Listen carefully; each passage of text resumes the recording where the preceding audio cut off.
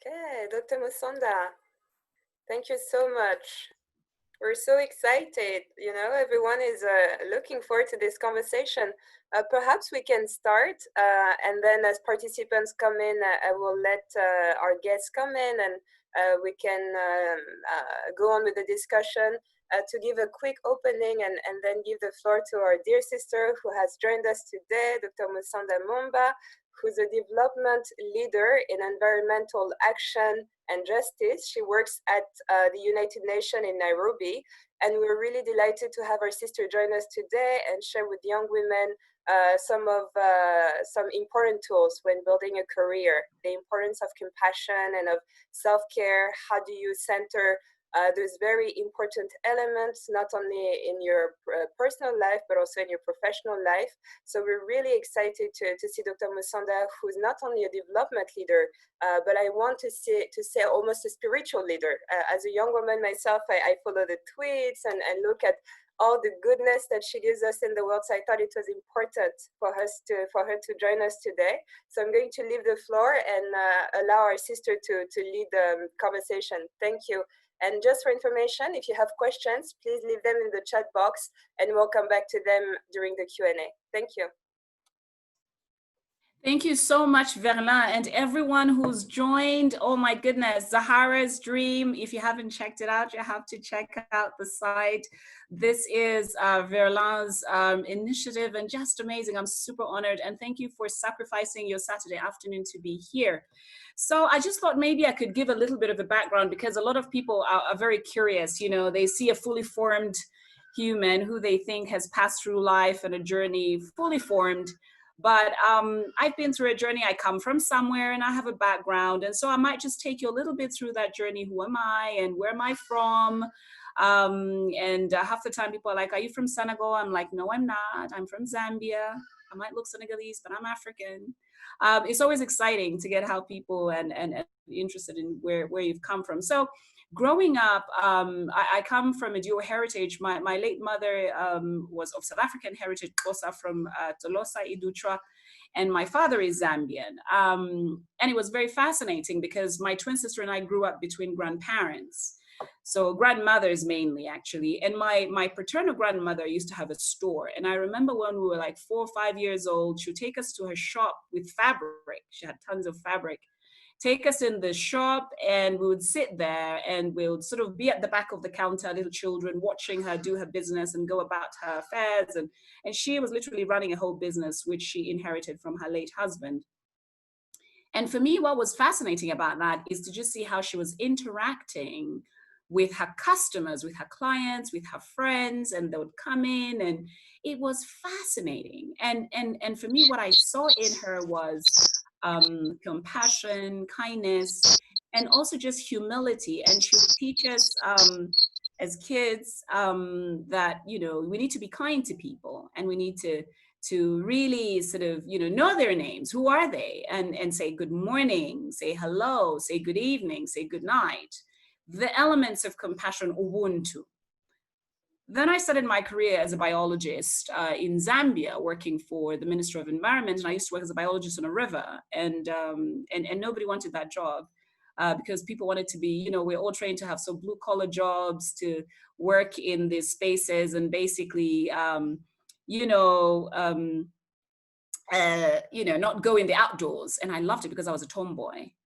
And then in 1997, 98, I left Zambia. So I've not lived in Zambia for that long. And I moved to Switzerland on an internship that I applied for and quite frankly did not even imagine I would get. It's the first time I'd left home. It's the first time I was moving to a non-English speaking country. It's the first time I was moving to a place where I knew no one. And there I was in Switzerland. I was like, okay, this is new. This is fascinating. But I want to say that there's something that I have seen as a pattern in my career is the actual kindness of strangers. And most of these strangers are women. And it's been fascinating and it's been wonderful and in many ways very healing, this power of this she village. And even as I've navigated my career as a scientist, I've been working in a predominantly male-dominated environment. So I would go to parties in Geneva, for example. I show up in a party and I'm excited. I'm like, hello, I'm Musonda. And they'd be like looking over my shoulder, okay, where's the husband? Wait, I was like, no, actually I work here. You do? You came from where? From Zambia? Like directly from Zambia? I was like, yeah, but not on a boat. I flew over. And and the shock, like I'd made it to this place. So as I navigated my career living in Europe, I realized, okay, how does a young Black woman, single, not married, come over there? And I was like, well, I have a degree from University of Zambia. Oh, wow, you mean like that's a good university? Yes, I got a degree from there. Oh, your English is good. Yes, I went to a normal school, like not even a private school. The elements in which people begin to interrogate you, and then as you navigate this world, you begin to be very defensive and very tense. So I left Switzerland in 2001 to do my PhD when I got my scholarship from University of London, and I went to University College London. And I remember arriving in London, having lived in Switzerland in a little alpine village and moving to London in a mega city. For those of you who live or are in London, you know what that means. Totally complicated, very, very intense, very, everybody's coming off the underground, they're intense and and then you show up and oh my God, you just run of the mill. And I remember after I was done with my PhD, I was like, wow, I really don't think I want to work in this city. And I spent a year working in London with WWF. And I just thought, oh my goodness, I'm so exhausted every day. And I'm tense and I'm always, oh yeah, get out of the way. And really in a very abrasive mold. And so I began to rethink how I navigated my world and how I presented myself in my workspace. And mind you, I'm working within a European context and being possibly the only Black woman at the table, and even possibly the only woman at the table. So of course it was very much, okay, so yeah, Musonda, yes, you put your point over, blah, blah, mansplaining and blah, blah. And I got to a point where I just thought, why does my opinion seem not to matter here? And I'd like, chip in very aggressively and I remember meeting this Swiss woman in London who pulled me aside, lovely elderly lady, and she was wonderful, back again to the kindness of strangers. And she pulls me over and she says, you have to learn to breathe. You have to learn to breathe. And when you breathe, you calmly recollect your thoughts and listen, and then tell the gentleman to his face, I totally understand, but I have a very important point to put across, and I would appreciate it if you could keep quiet for now, and I will pass my point over and really say what I want to say. And it was such an eye-opening moment because I would interject and, do that and say that. So moving back to Africa in 2006-07, I moved literally my position from WWF UK to the regional office in Nairobi. I knew no one in Kenya. I moved over and I was like, wow, this is exciting. I'm moving over back to the continent. Let's do this. Suddenly I was back in my element, back in a universe where I could begin to reflect, starting to make new friendships, creating new she villages. And it's been such an interesting and exciting journey. And finishing off with WWF in 2008, I moved to the UN, and the United Nations, a totally different construction, a different beast in its making, and also very complicated, and also to some extent quite male dominated. Then I remembered the wisdom of this woman, Lara, and at that moment I decided I need to do several things in my life. And as I was navigating my career, in all of these spaces, I'm meeting very aggressive men, and they'll be like, oh, you're always sort of, you've got your nails together, you've got your nice jewelry. What is this whole thing about being girly, And I'm like, but I'm a woman. What do you expect me to be? And meeting all this sort of trying to bring you down and tone you down. So the reality is that bullies are real, and, they're flesh and blood, and they wear suits, and some of these bullies happen to be women. And it's fascinating how you actually respond to that. So there are several layers for me that I realized, back to the story of my grandmother, the issue of compassion, the issue of empathy, and the issue of kindness. I put a number of things in order for my life and across my career, several things that I've done. And I'll share some books here that I've read that have really helped me along my journey. I began to put a lot of things in order in terms of my regime, i.e., you know, what do I eat? You're really what you eat. You know, how you stay calm. How hydrated am I? Am I exercising? And also, am I empathetic? Checking myself in how I relate to people and how I relate, especially to young people within sort of coming in new careers and all of that. And I remember just reaching out to a friend and saying, look, I really, I want to get into yoga. And I just, you know, gotten pregnant with my daughter, my first child, who's now 8.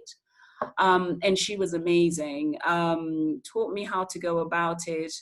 And it's one thing that has centered me and calmed me and taken me back into the breathing, the element of breathing. A few years ago, I was dealing with a terrible manager, a really problematic manager who would be, you know, very abrasive to me, call me out in meetings, you know, say not so very nice things in front of people. And I remembered thinking, okay, do I embarrass him here in front of people, or do I just, you know, say something nice? Because I'm suddenly feeling very angry and agitated. And I would turn to the gentleman and I would say, oh, thank you so much for your point. And that was well taken. But your point is not a very nice point. And it's hurt me. And I feel hurt. And I don't like it. I really don't like it. I thought I should just let you know and just let everyone knows that I didn't like what you say to me. And I would leave it at that. And then I'd have it on record as well. I'll write it out in an email, because a lot of times we say things and we realize that it's your word against the individual. And so I always encourage young people, please have it on record, write it out in an email. And if the person does not, you know, react, or they feel angry, or they just, you know, continue with their aggression, report it to another manager who may be empathetic. And so, and then I learned something from my late mother, who died 7 years ago. My mother was fascinating. She was a larger than life woman, this South African diva. She came to Switzerland and she's having a cigarette and smoking in a park and challenging this white man to play chess.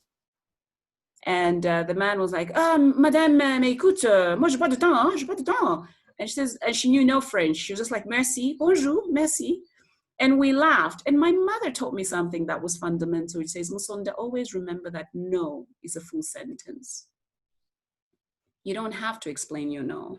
And a lot of times, unfortunately, as women, we're educated to, I mean, we're in fact, it's not even educated, we're socialized to no. And you know why? Because, you know, I feel because you're explaining your no.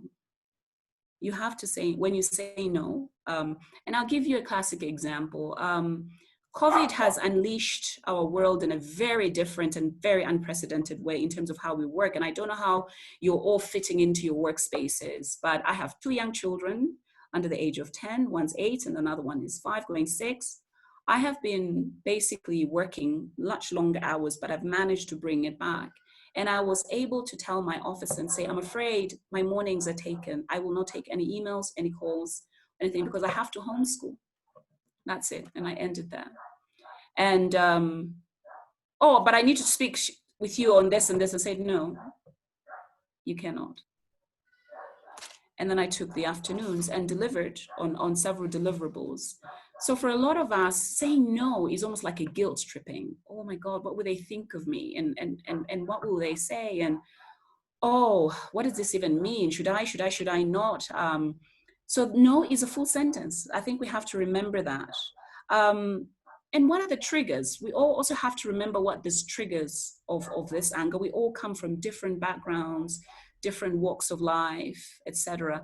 Sometimes we don't know what those triggers are when someone is totally unkind to you. But even when you are unkind, sometimes all you want to be is to just bash what your sister friend is saying. I'll give you a classic example. I struggled with my weight when I gave birth to my son. And I went to a party some weeks ago, and I bumped into this sister. She's a big sister. And this is pre-COVID. She's a big sister, and she's beautiful, and she's fab, and she's really amazing. And she turns to me and she says, my God, you're skinny. And does her face like that. And I smiled. And my instinct, your human instinct, is to say something bad to that person. My instinct was like, well, girl, that's what running 3 to 4 times a week does to you. That's what being plant-based eating does to you. And that's what yoga does to you. And that's what mindfulness does to you. And I feel great. I feel great. She didn't know what to say, because for her point, she was coming from a point of incompassion and unkindness. So how do you respond to that? Because a lot of times we feel like, I'm gonna let her know who this girl is. No, it's not worth it. And lastly, but not the least, before I finish for Q&A or whatever, I just want to say that just remember that mental health is real. A lot of people are struggling. A lot of people are dealing with such deep issues from where they've come from. So there has, no healing has happened for them. I went through many dark spaces in my life and in my career. But also I've reached out. Never be afraid to reach out for help, because a lot of times as women, we're afraid to ask for help. I helped out a friend of mine who was struggling, and I literally requested, please ask someone and please reach out to your office to take time off, even if it's 2 months or 3 months. Even if you're away from work, you're even lucky to be in employment where you can take that time. If your mental health manager or a doctor actually says that you can take that time off, take it.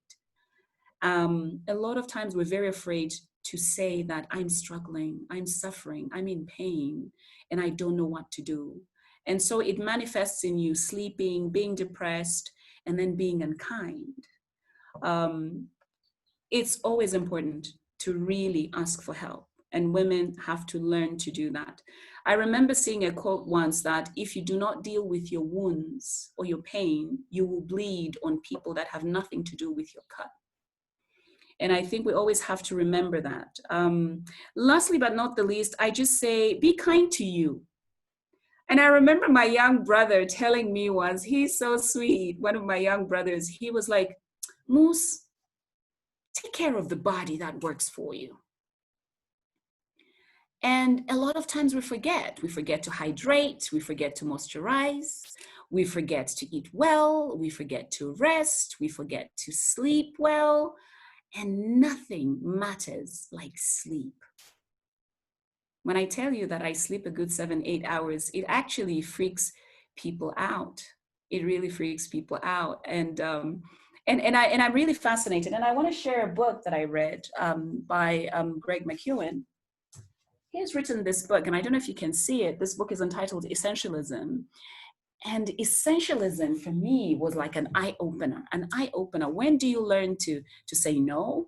How do you sleep well? How do you pick, the stuff that is essential for your life? And I've seen a question coming up in terms of balancing my children, balancing your work-life balance. You know what? It's back to the power of no.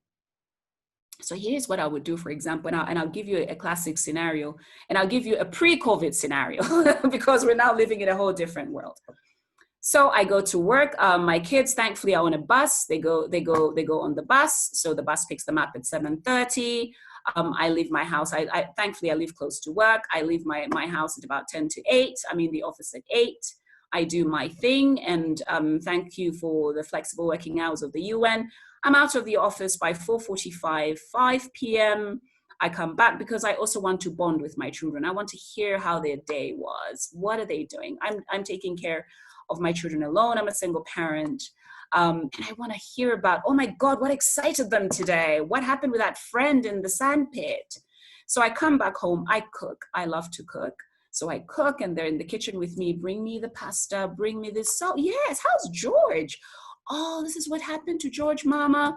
And because I have a son and a daughter, I also try and make sure that I balance, because sometimes if one voice goes over the voice of another, teaching them to balance it. Well, Sana, just let Shai finish. He has an opinion. Okay, Shai gives his opinion and he tells me something. And then his sister, who's a stronger personality, also tells me, Mama, there's this, and I really like this guy. I was like, ooh, you like the guy? Who is he? And so I hear from my children, basically, by 5:30, and because in my previous role last year, I was managing a team in Latin America. So for 3 days in that week, I would do a bit more time in the evening because I'm dealing with a team in Panama. And I put my children to bed at 8 p.m.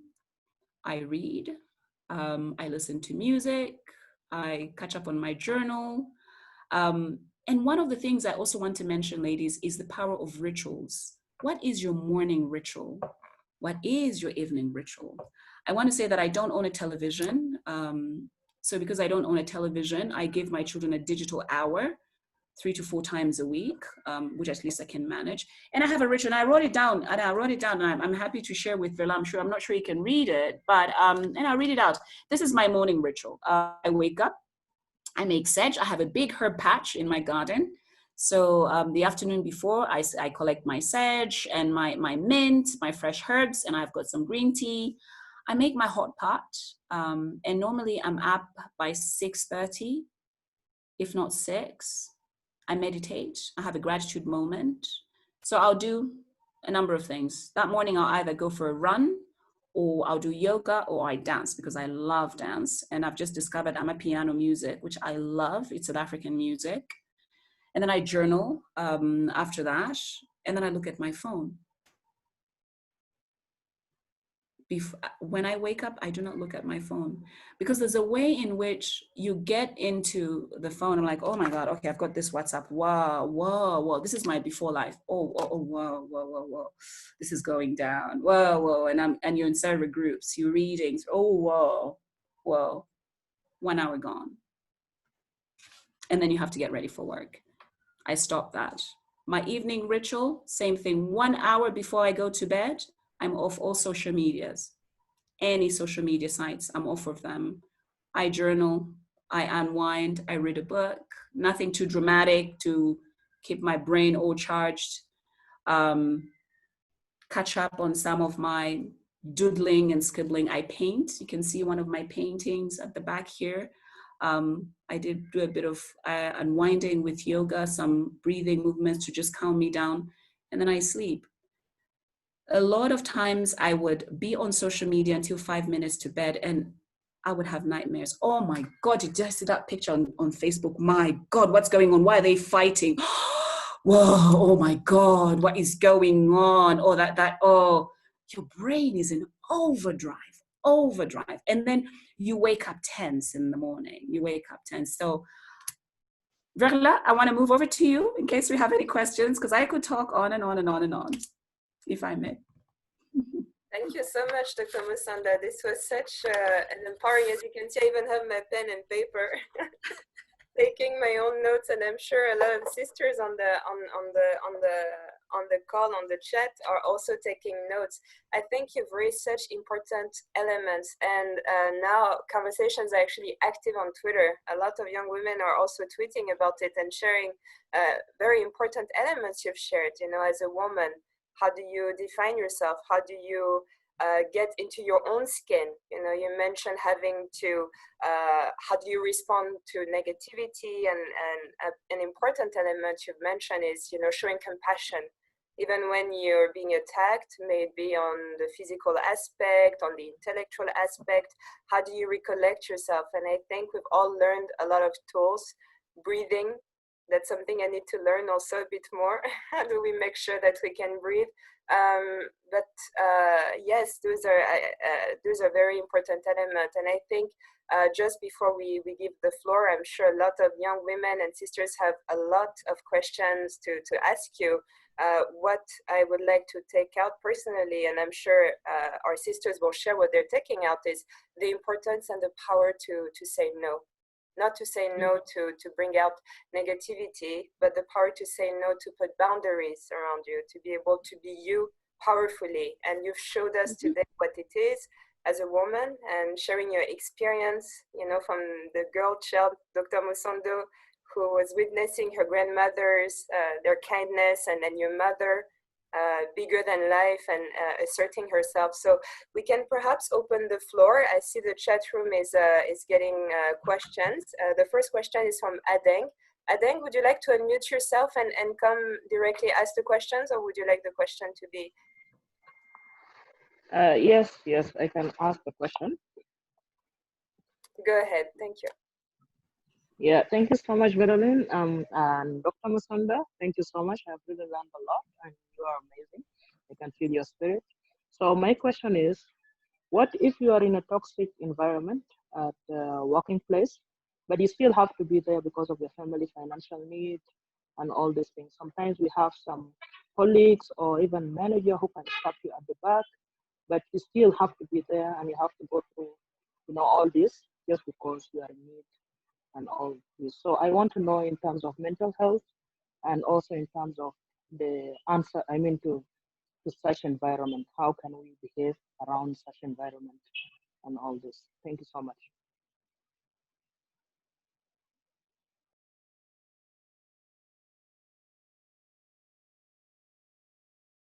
Thank you so much, Adeng.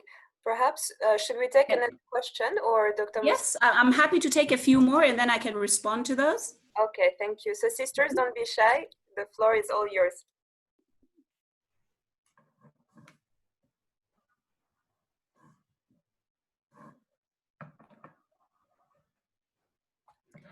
I think there was also a question about balance and taking care of myself. I'll talk about that.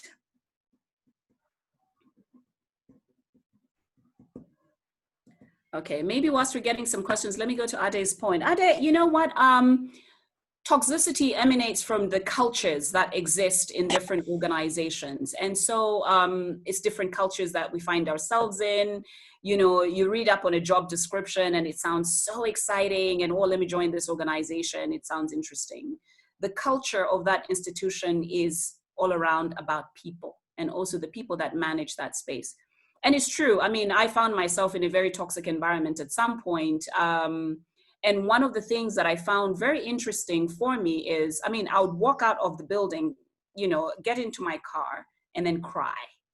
I'd cry just so that by the time I get home, I just don't want to walk into my house very toxic and, you know, really upset and all of that.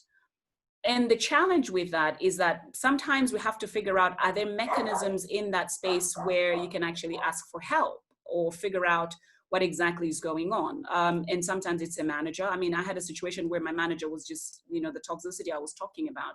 Toxic, toxic, toxic. I mean, I would walk into his office and he would look me up and down and shout that my colleagues in the open plan would hear. And I would be calm. I would stand in front of him and I was like, oh, point taken. I go to the bathroom. I scream, I cry, I yell, I almost want to hit the wall. And then I was just like, okay, get yourself together. So what I did in that particular instance is, because obviously we have systems in place in our workplaces, is spoke to the ombudsman. And I said, well, here's my challenge. Here's what I'm facing. You have to figure out that that person you're sharing your information does not compromise your workspace, because when information comes back, is it going to be, one, compromising your space? And also it depends on the kind of institution you're in. You know, sometimes we find ourselves employed in organizations where just the mere mention of, oh, she was bullied by so, can get you fired. How then can we deal with that? I always find that you have to have a support system. For me, I can tell you for free that my biggest support system is my She Village. People in my office, they can tell you, at least in the last 11 years I've been at UNEP, have not seen me cry. But my girlfriends have seen me cry, like bow cry, like snot coming out cry, I'm angry cry. Because they're my safe space. They're my system that's safe. I have a couple of, you know, friends of mine, girlfriends who are counselors, you know, whatever. I was uncomfortable going to the counselor at the office because I heard stories about that. But I have girlfriends of mine who are professional counselors. Of course, I paid them, but I just say, look, I need help. I need help because I'm just struggling. I'm dealing with a baby, and then this man is horrible, and this is the dynamic, and I was also in a toxic relationship. Oh my God, what am I going to do? Oh, and then my She Village, literally my fire came round. What do you need? What do you want? Do you want me to cook for you this week? Do you want me to look after the kids this week? Do you want me to pick the kids at the weekend just so you can sleep a bit longer? Do you want me to take you to a film? Do you want me to take you to a concert? So find things that are really outside of the mundane dynamics of toxicity of work, and never be afraid to ask for help. Never be afraid, but really make sure, because your mental health matters. And especially if you have children, if you have a spouse, and if your spouse is supportive, speak to them about it. Because a lot of times, you know, we don't have those moments where we can actually find someone we can trust and support. On self-care. So the beginning of March, I decided, you know what, this is in the pre-COVID world. I had a fantastic Christmas, took my children home to Zambia, came back, and I was like, I don't remember the last time I treated myself to a holiday. Girls, I wasn't that plane to Zanzibar. Left my children with my girlfriend. I got my best looks and I had my jewelry, my little bag. I showed up in Zanzibar and I dined myself. I wined myself. I walked on the beach by myself. I went into the market by myself. And I wandered around Zanzibar by myself. It was wonderful, wonderful. And I took photos because I love photography, and I took amazing photos and I loved it. Take care of you. Thank you so much. Thank you. You're welcome, Adeng. Thank you, Adeng. The next question is from Wenya. Wenya, would you like to come in? Hello, ladies. Hello, Dr. Musonda. Yes, hi. Right. I think you have answered somewhat of my question. I'm a single mother and just trying to establish myself in my organization, and obviously just trying to better myself. And so I was just, it's a bit difficult trying to balance, you know, being a provider, being a mother, and just being myself, you know, just having me time and just being sane. I hear you. Especially during pre-COVID, you know, it's been quite hectic, and a lot of what you have said I have related to, and well, you have answered a couple of the questions, but yes, how do you remain being you as yourself, your identity? Thank you. So shall we take some more questions, Verla? Yes, please. Thank you, doctor. We have Irene. Irene, would you like to come in with your question? Hi, everyone. I hope you can hear me. Yes, we can. Okay, cool. I can at least. Great. So thank you so much, Dr. Musonda. It was great hearing from you and your experience. This is really inspirational for all of us, especially for young professionals like myself. And my question relates to public speaking, since you are a great moderator and public speaker.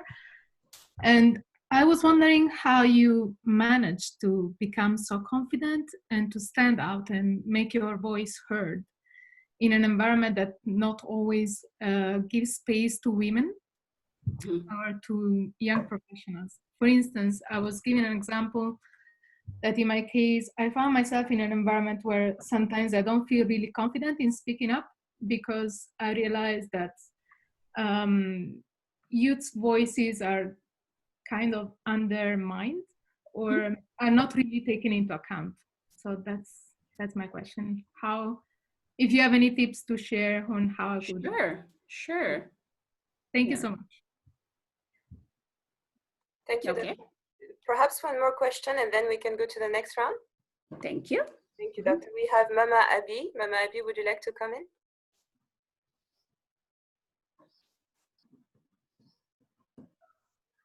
Hi, everyone. Yeah, so in relation to my question, for me, my question would be, how do you deal with a partner who is insecure? Like when you're growing in the organization, going up the ladder and being yourself, you know, how do you deal with conflict in the home related to your career?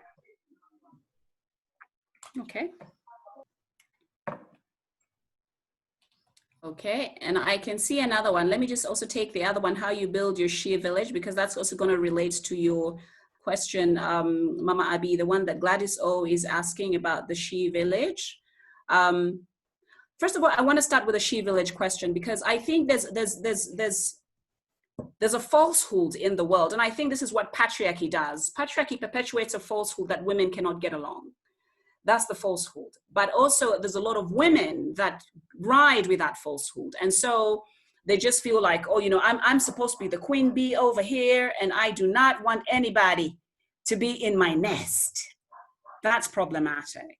But it's also how they're really navigating their space. That's that level of insecurity, because there's all enough space for all of us. And I think what's wonderful, and that's why the actual, you know, hive of a bee is wonderful, because it's all these pockets that are connected, and it's that connectivity that shows that they work together to be whole, to make it all sweet. And that's what women is about. You know, that's what the she village is about.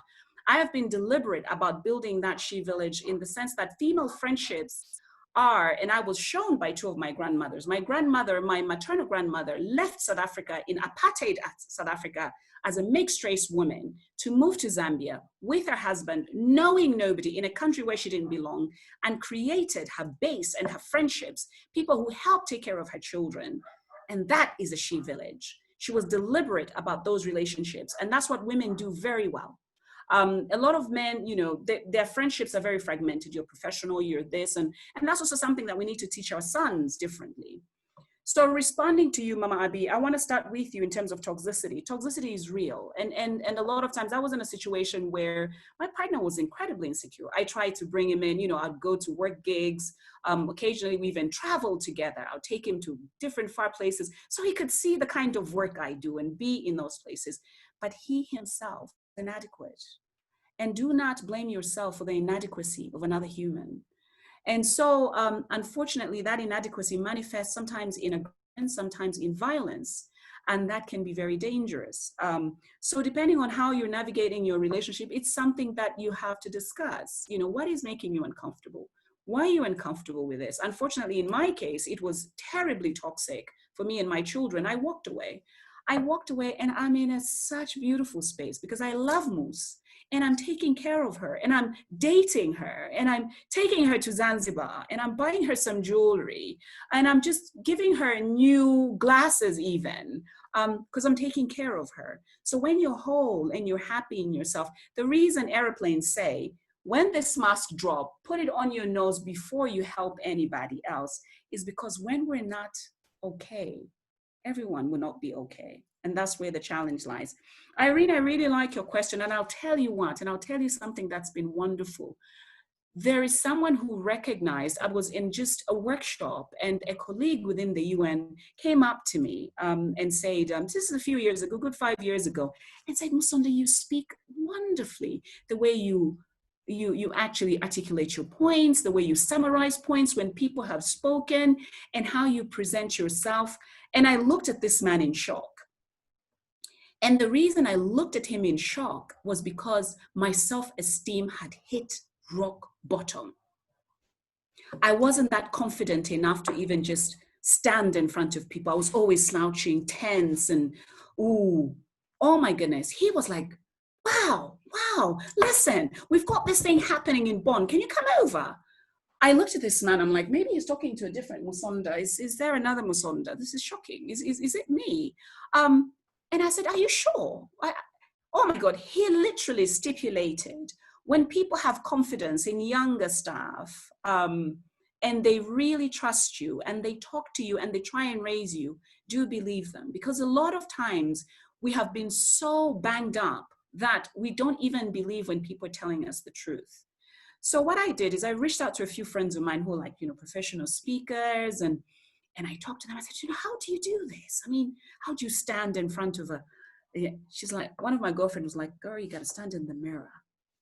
But when you're in public, look over their heads, because sometimes you get distracted. And, you know, stand up high. And another girlfriend of mine just gave me a tip. And I'm sure some of you who've seen some of my moderating sessions, she was just like, you've got to wear power red. I used to wear loads of black because I was in a black space and I was in a dark space.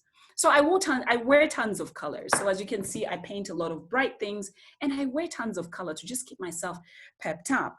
The issue of mentoring. I think for me, mentoring, the fact that I've been really supported and mentored informally and formally by different friends and colleagues and really helping me. I've been deliberate about also supporting younger women, but also back to the power of no. A lot of young women reach out to me and say, well, can you really help me out with this? I said, my dear, I have 2 young children, a full-time job. It's a COVID world. I'm sorry, but what I can do for you is we can speak every 2 months on this weekend or on this day. And I'm honest enough because I do not want to waste your time. I don't want to say, oh, yeah. Oh, girl, yeah. Just WhatsApp me and I'm going to respond, because that would be a lie. And I would hate to waste your time. And so it's important also to be honest with young people, because a lot of times I faced spaces where I would walk up to someone I looked up to, was like, wow, I really like that. And I want to talk to you about, oh no, sorry. I'm so busy. No, I'm really, really busy.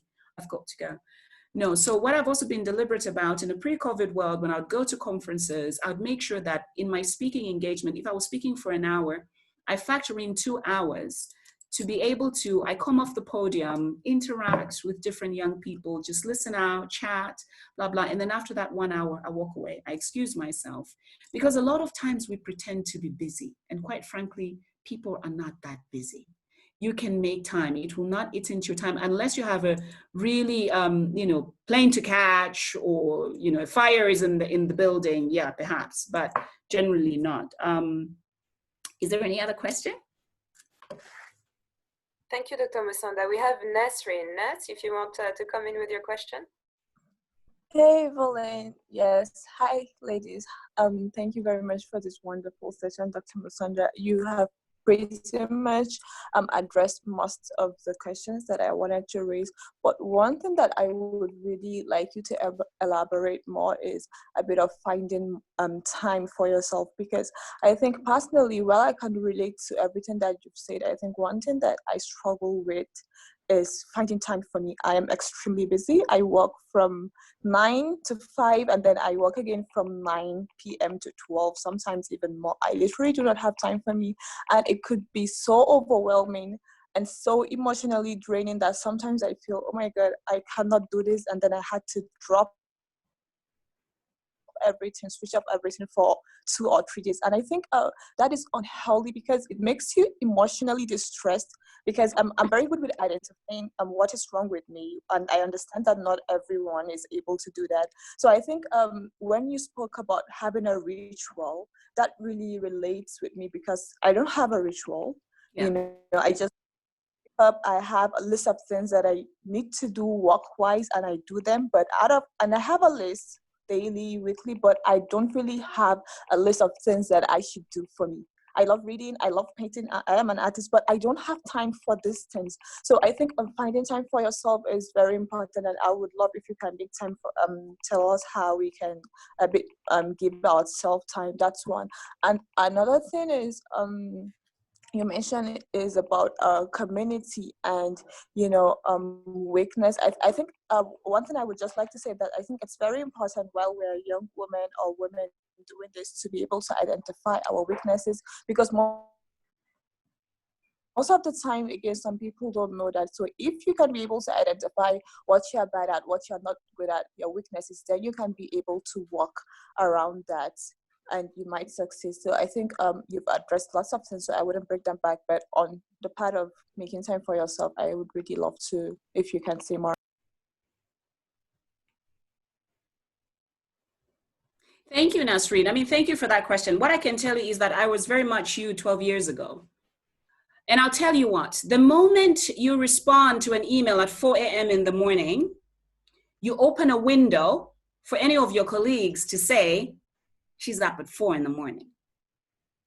And she can write you and she can respond. Honey, if I was with a husband, I wouldn't be having sex at 4 in the morning. Not responding to an email. I'm being honest.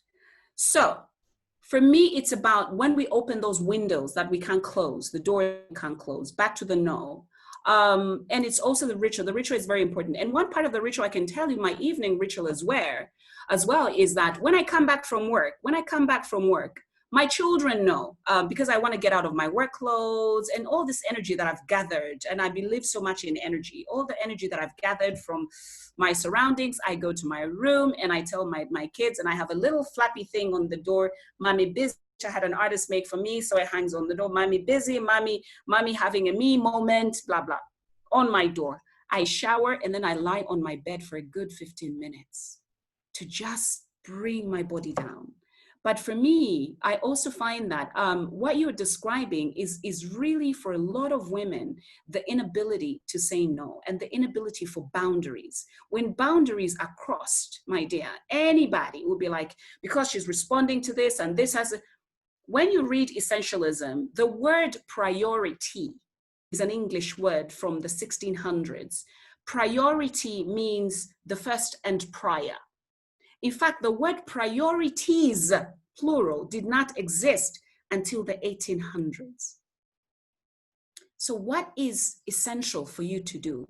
And for me, in my mind, and my team knows that, if I do something, I will do 2 to 3 things in a day, max.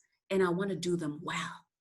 And then the rest of it is email, meeting, blah, blah. But the key deliverables I have to deliver, 2 to 3 things. And I think you need to be honest enough to tell your colleagues, this is what I can manage in this time. This is what I will do. It's even the same thing applies for a lot of, I was just having a chat with a girlfriend of mine who runs her own business. Same thing. How do you tell your clients? Sorry, by 8 p.m., I'm totally unavailable. I have, and unfortunately, what the COVID world is also doing is that a lot of young and single and unattached women are being overworked. And I have totally said to my team, no, that is a no. We have working hours, we have boundaries, and just because that person does not have children and they're alone does not mean they're a slave. And do not be the slave. You have to be the one that says no. You have to be the one that says no and draw the boundaries, because when you don't draw the boundaries, bas. You have opened a window where this is it. I will send you an email at 4 a.m. because she does wake up and respond to her phone or message, and people don't have my WhatsApp at work. I'm like, no, I don't have a corporate number. So you can't reach me. You can reach me by email. Thank you so much, Doctor. We have a question from Madula. I'm sure everyone is powered up and taking a lot of notes. We have a question from Madula. Madula, do you want to come in? Yes. Hello, everyone. Hi, can you hear me? Yes, I can. Yeah. Thank you very much for your very wise advices. So I have a question related to the mentorship. Do you really think that is relevant for young women to have a feminine mentorship? I'm saying this because of my personal experience, where I found myself being surrounded by a lot of very interesting profile, but most of them are men. They will be kind of to me, they will reach out, they will help me, they will also advise. But I have to admit that my sensitivity to this kind of platform at Zahara is because I'm looking for advices from women, because I found out that most of the time men will be kind, but they will also cross the line. What I'm saying that is that it's sometimes you will have good advices at the beginning, but being a young woman, they know that you can be vulnerable, that you're looking for, professional experience, but also advices. So they can call you late at night, they can have some, weirdo comments, and you're just sliding from mentorship to, I don't know how to say that, very uncomfortable relationship. I have been there. I have been there. There's a lot of women like this.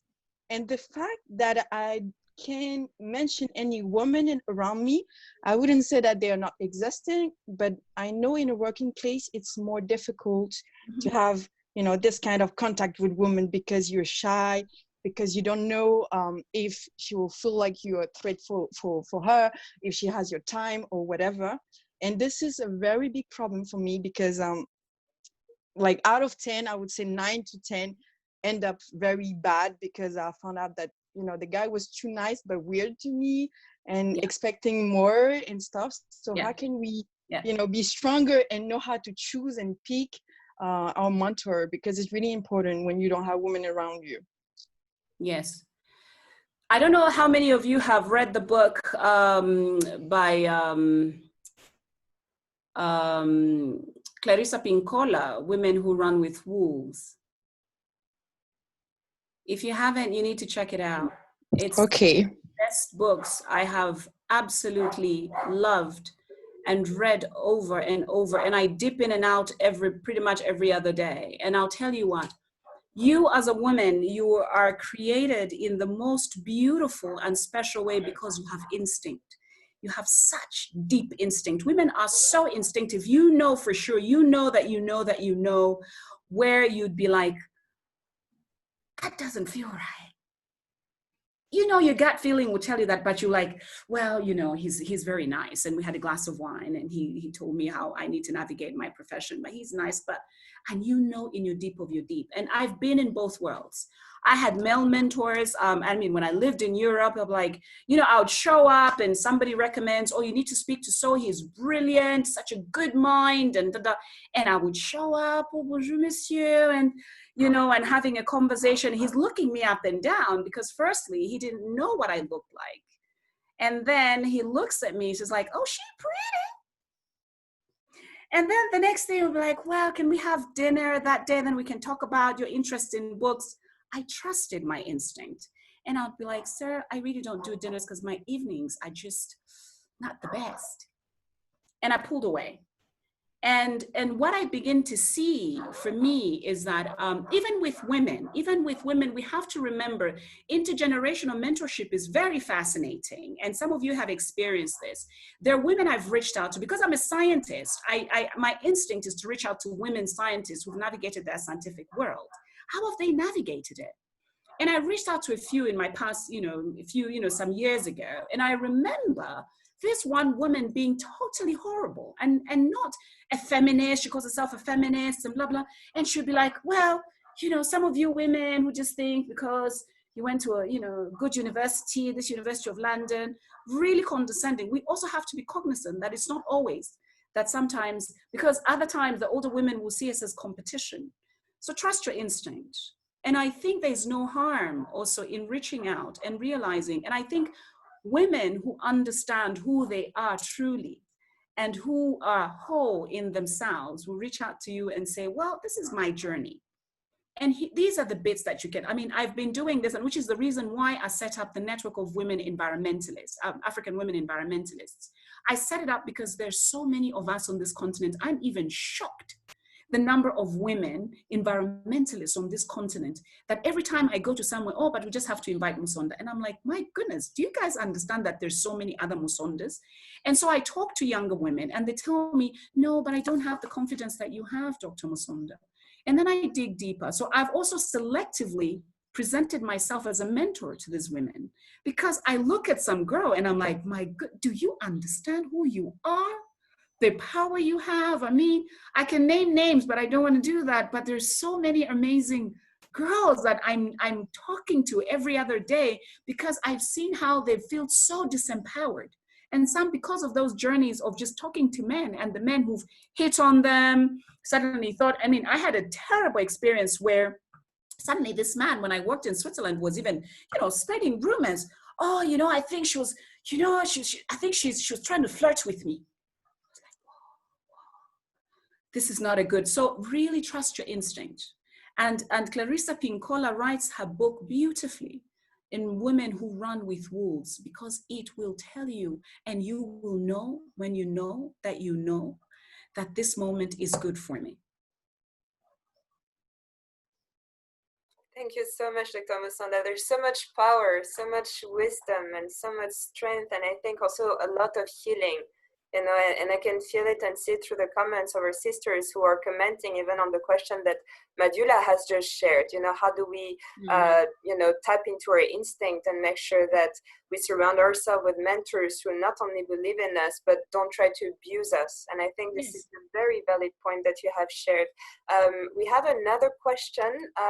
This is from, actually, this was a comment from Gladys.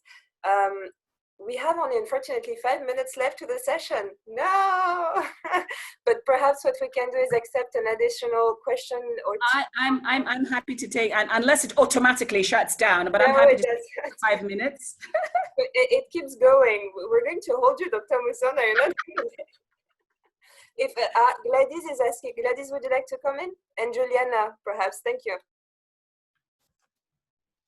Sure, sure.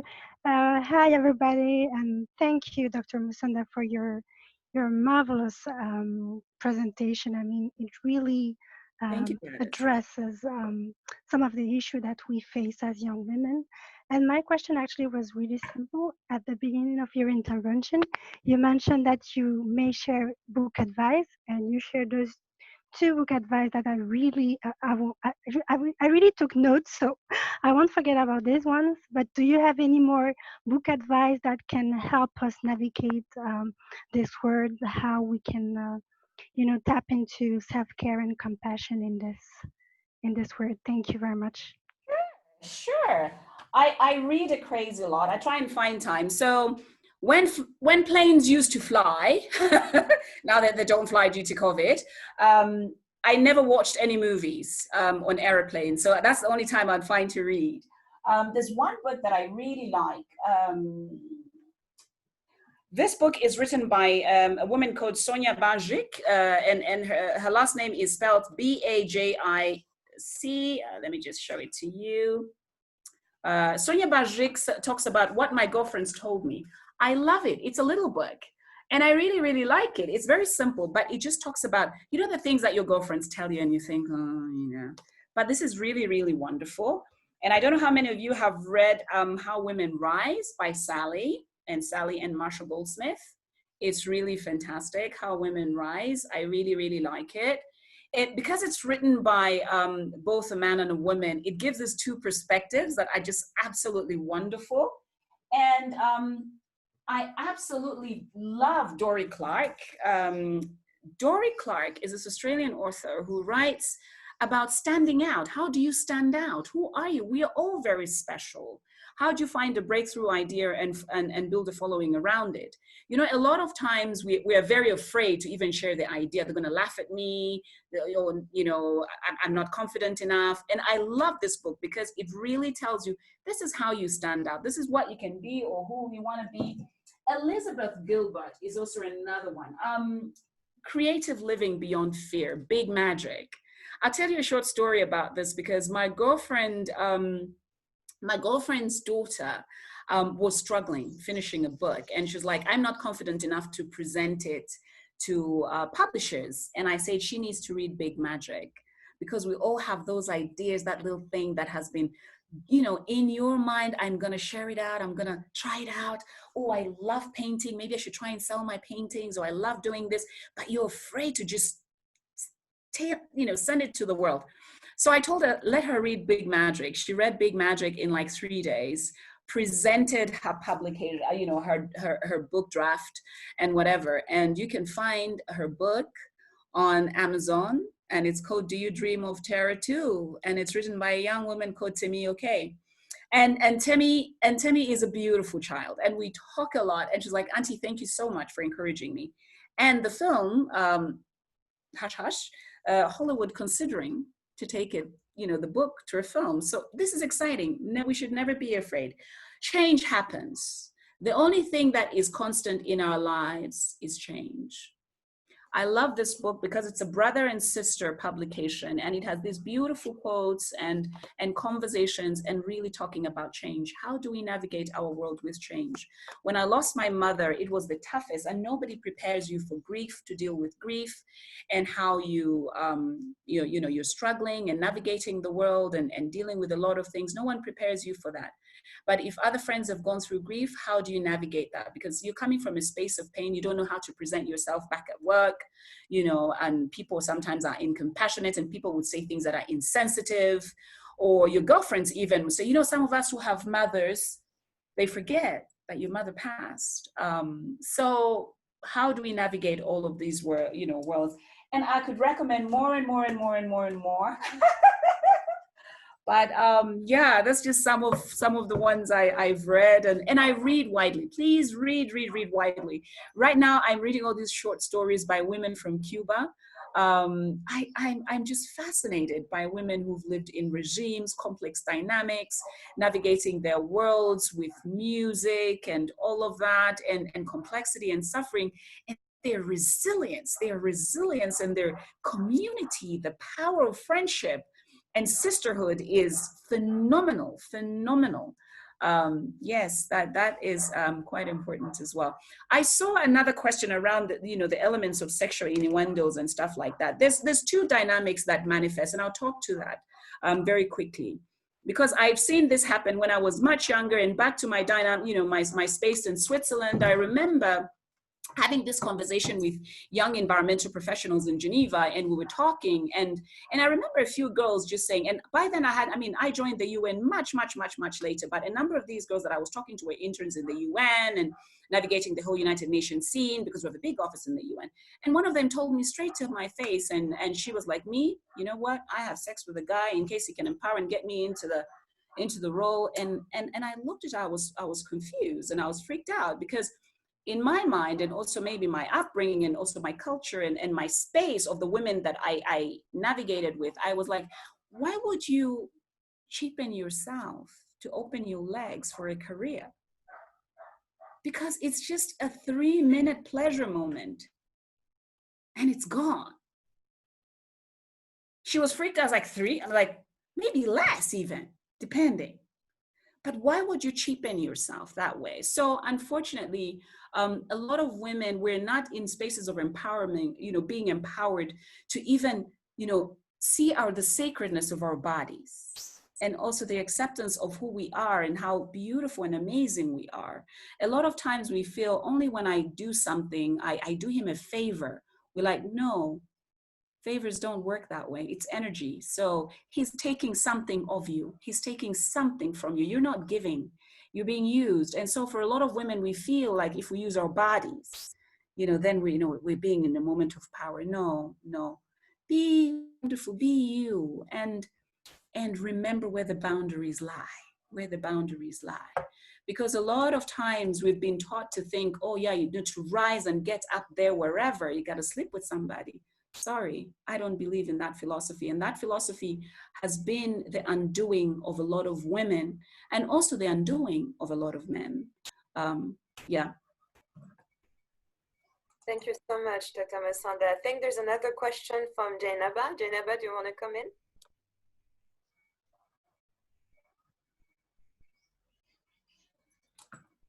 Hi, Jainaba. Maybe she's gone.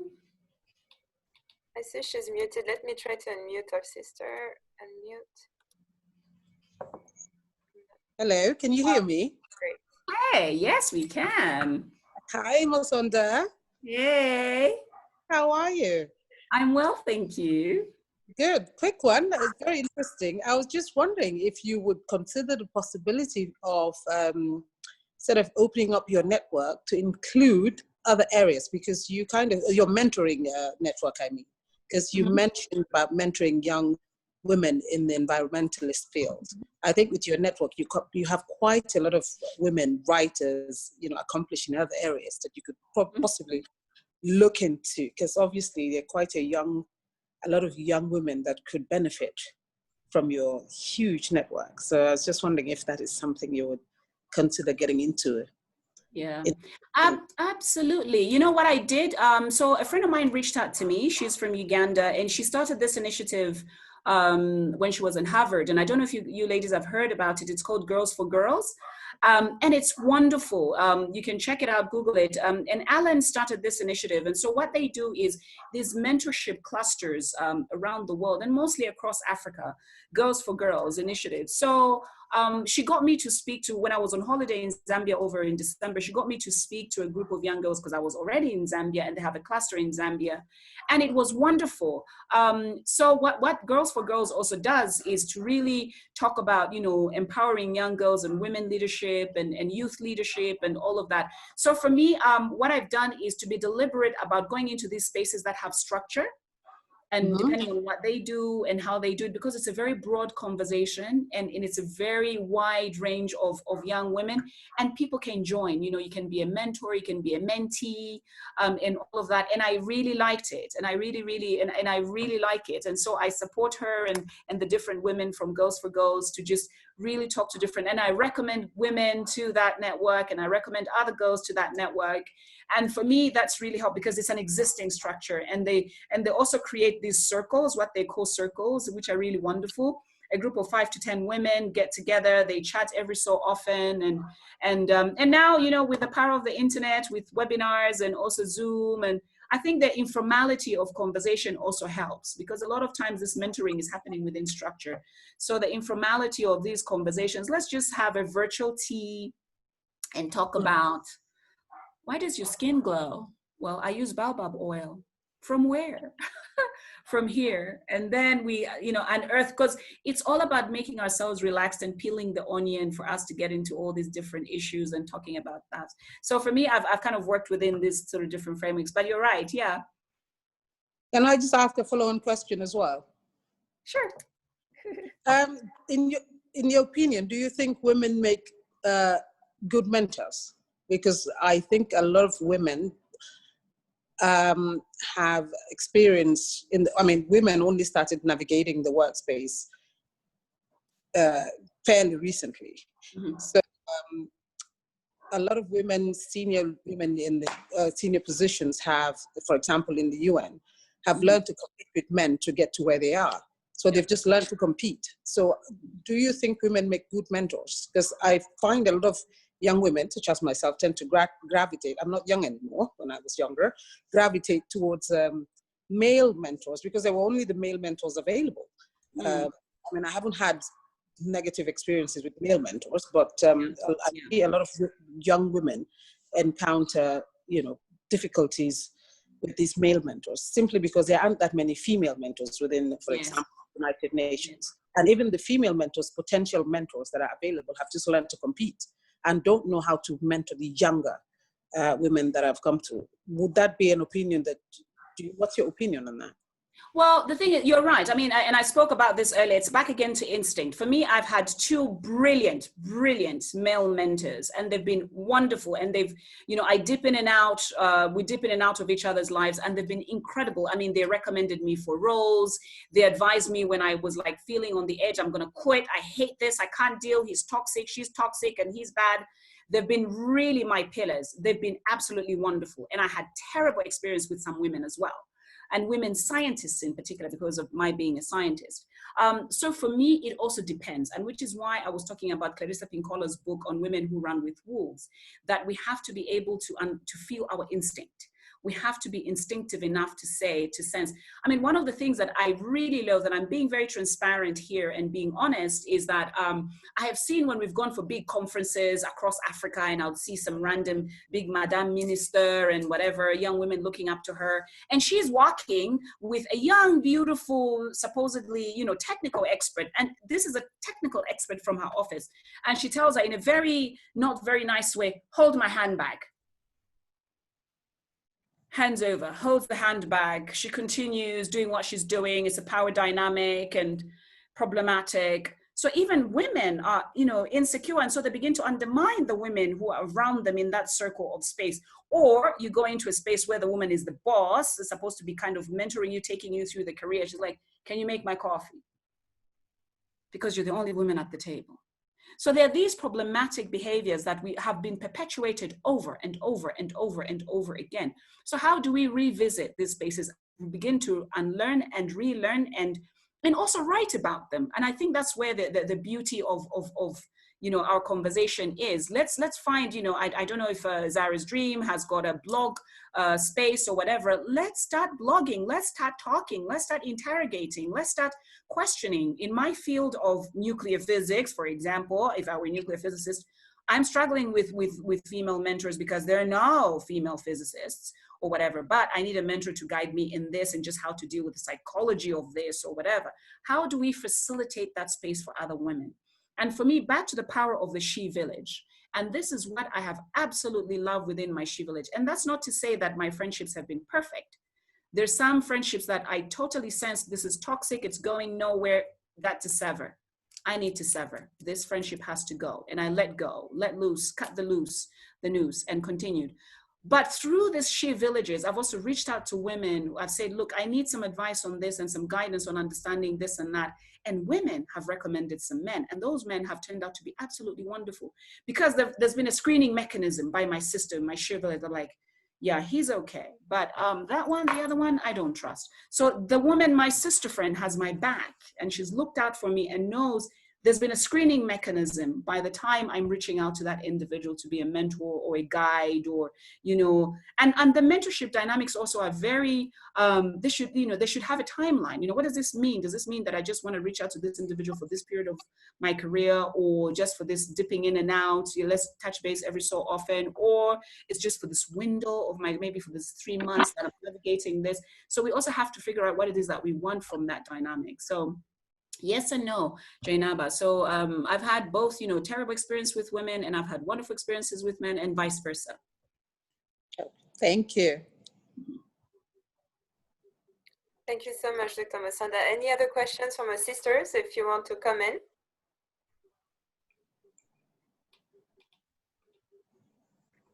Okay. I think,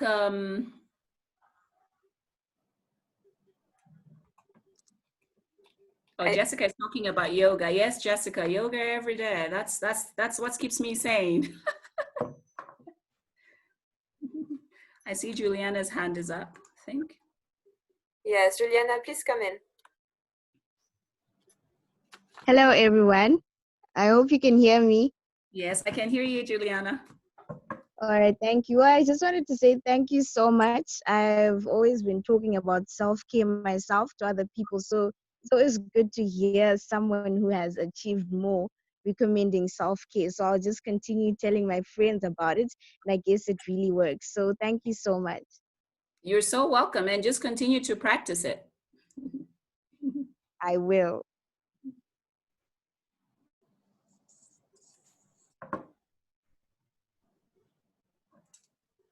Okay, good.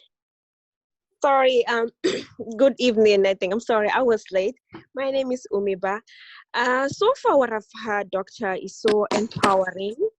And I think if we can have more of you to talk more, like you were talking about social media, maybe I'm old school, I don't follow social media a lot, but I think if we can have more doctors like you who will talk about self-awareness, like you were saying, loving ourselves, and to talk about the issues that are affecting us and to ask the questions, because as a young Gambian from West Africa, what I always see is that especially women leaders, most times, even if you have questions to ask, sometimes you are restricted. Oh, you don't have to ask this question.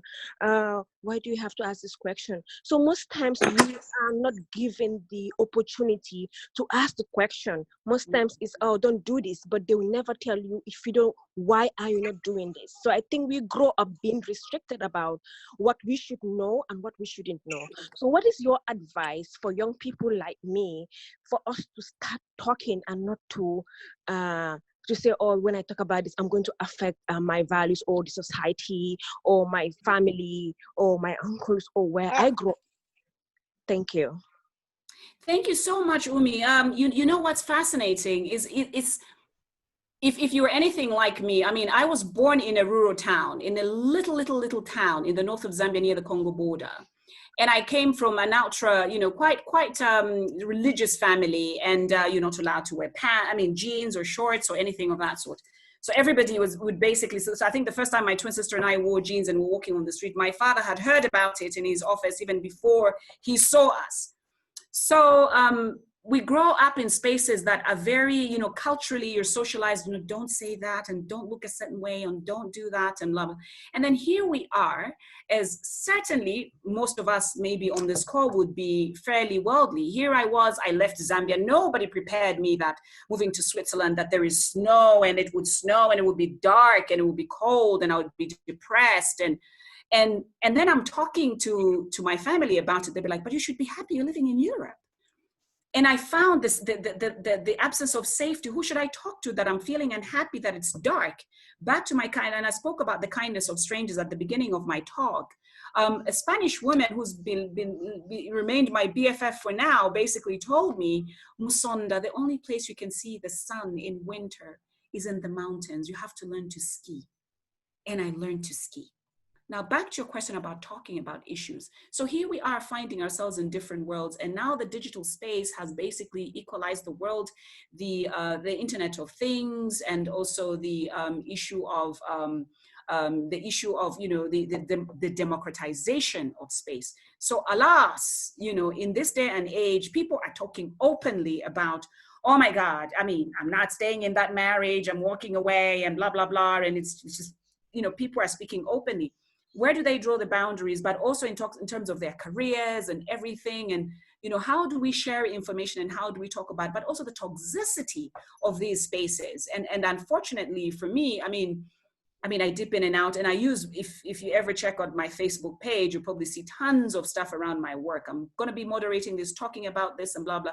I also try and shield and protect my children. I don't want to be, oh my God, here's my child, and oh my God. And then I bought a new Rolex, and I have a Rolex, and I bought a Porsche Cayenne, and putting things into the faces of people, showing off. That in itself is a toxic dynamic of just amplifying how mental health has been perpetuated by spaces like this.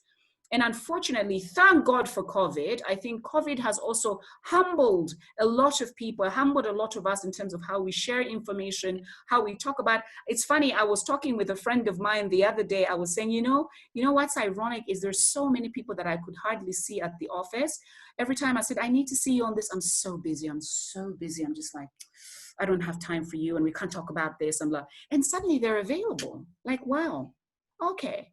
So it took a pandemic to suddenly, maybe they don't have much to do, or maybe they're suddenly alone in their house, or they're just, and back to your question around, women, the boundaries where we're told don't talk about this and don't ask these questions. Unfortunately, we have to remember the intergenerational conversations that we have.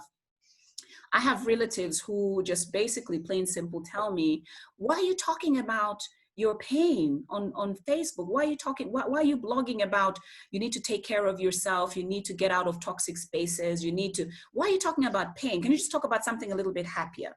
Because for them, they've been socialized and taught, don't talk, but you know what that does. It's a volcano that you've put a lid on, and when it erupts, unfortunately, and a lot of us, sadly, don't have safe spaces. A lot of women don't have safe spaces. The people that they can trust, the people who will not compromise the information they've shared with, and that's what I also love about Girls for Girls.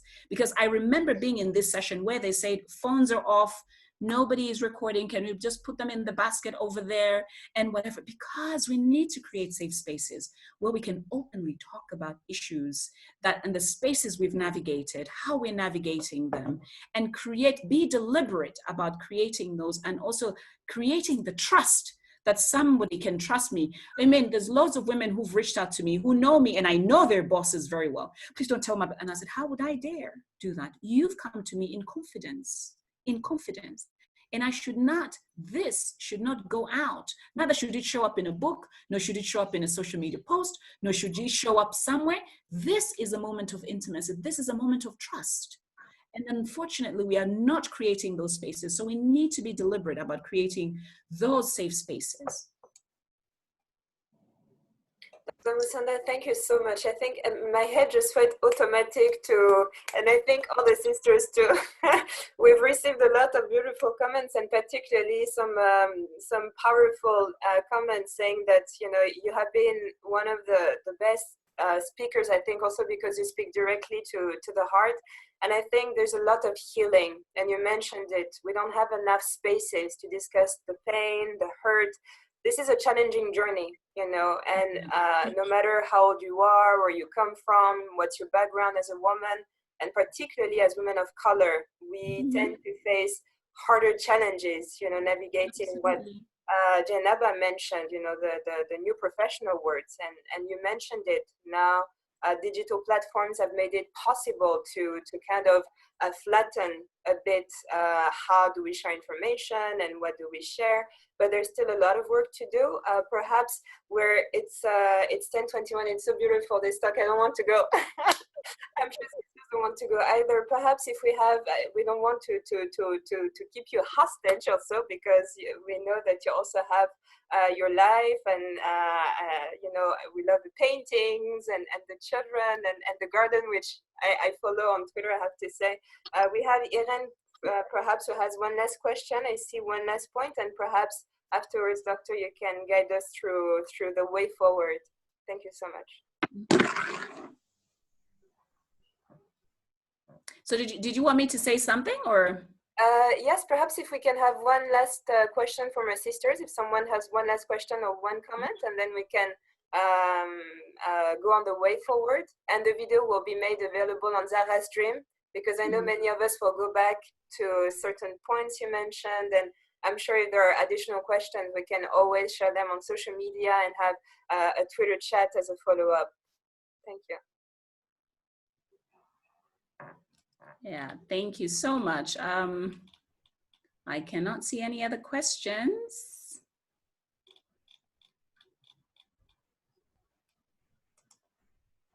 I mean, one thing I can also say around the issue of sisterhood is also being the friend that you want to be. You know, a lot of times, you know, there's a biblical saying that says, "Do unto others as you'd like them to do unto you." And I think part of the power of my She Village is that when I've gone away on mission, or I'm not around, the caregivers and the kind angels that have looked after my small ones, going to sports days, sending me those videos and stuff like that, I've come back and said, you know what, sis, I'm gonna do that same thing for you. And I've kept my word. So be that individual that also, you know, is the one that keeps the word for that sister. For me, when I went through my dark space, I had a couple of my sister friends literally fly in. They flew in. What is this I'm hearing that you're not waking up? You're not dressing up. What does it say wearing black? Are you mourning? I know that mom died 6-7 years ago, but what's going on? They literally flew in. Or my girlfriends would just drive from across the city. Sorry. And of course, my ladies, my house help would be like, no, she's asleep. Walks upstairs, gets into my room. Okay, opens curtains. And you need those kind of sisters. You need that She Village to be the one that looks out for you and really says, you know what, I'm just gonna come over there and sit down, just down there. And if you're reading a book, I'll just sit next to you and just also read a book. We need the positive force that looks out for us and insulates us and really shields us in those moments.